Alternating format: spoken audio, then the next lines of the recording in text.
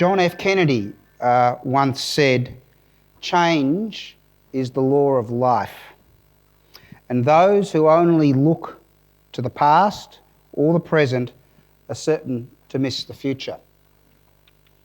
Kennedy was right, but not the first to observe that fact.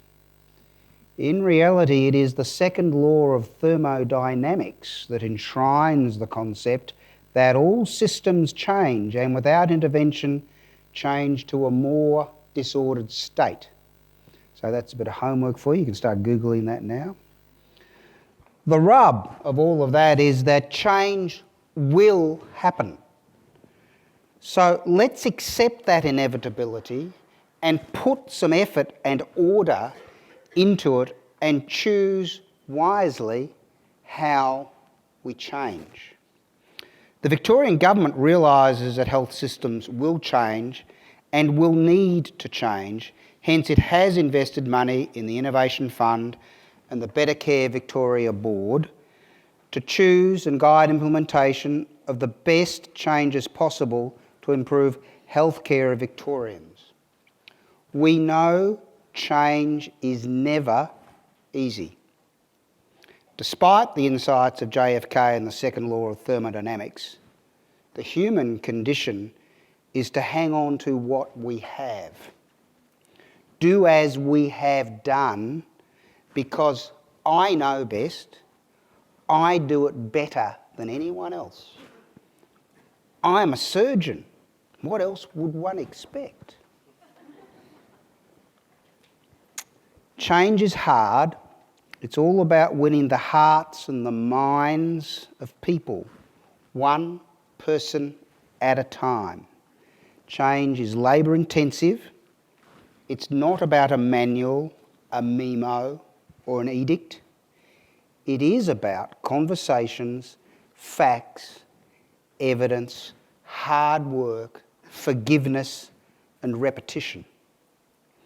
Better Care Victoria is in the business of change. We have a portfolio of activities. We seek and fund the testing of local ideas. We promote, fund, and champion good ideas at scale. We unashamedly hijack, or rather, should I say, partner good ideas. Hence, we find ourselves here today with Choosing Wisely NPS Medicine Wise, the coalition of the willing, trying to help change healthcare for the better. This is the hard grind area. No sexy machines, no lasers, although I've got one that works now, or robots, or fun virtual reality stuff. Just the concept that what we have always done doesn't always need to keep being done. We need to, on occasions, look around and sort out which of the things we currently do have outlived their usefulness and choose better ways forward. Choosing Way is that thought personified, formalised and structured. Better Care Victoria saw that and decided, why reinvent the wheel? Let's just push this one. We road tested it last year at Austin Health. It worked. So we've rolled it out to, I've lost track, it's 13, 14, someone will tell me I'm wrong, but it's about that, health institutions in Victoria. We'll do Choosing Wisely 2.0 next year for the next crop.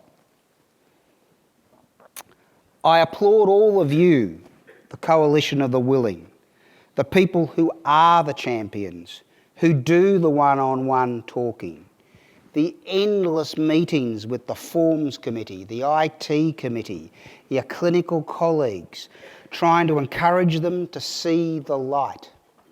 Well done, it is worth it. Resources are finite. We need to choose wisely to get the best bang for the buck. The individual projects are all important, as we've seen out here on the posters, and it is the hard, sharp, pointy end that makes this work. But I wish to digress for a minute to talk about one step further back in the food chain. To make Choosing Wisely sustainable, The concept must be embedded in health services systems so that the next crop of projects come from within, not without, and are not funded by me because we'll go on to the next Bright Lights tinsel project. So to the senior people sitting here in this room, I say, listen up. The purpose of funding this first round was to demonstrate to you that it works. It is good for patients. The only way to sustain this process is to embed a low-value care evaluation process within a funded, encouraged and supported framework within your institutions. It's good for the patients. Your staff love doing it. It's a no-brainer. So do the hard yards to establish the organisational framework that encourages more of your own projects to be created in the years to come. This process doesn't finish today, it starts today. Thank you.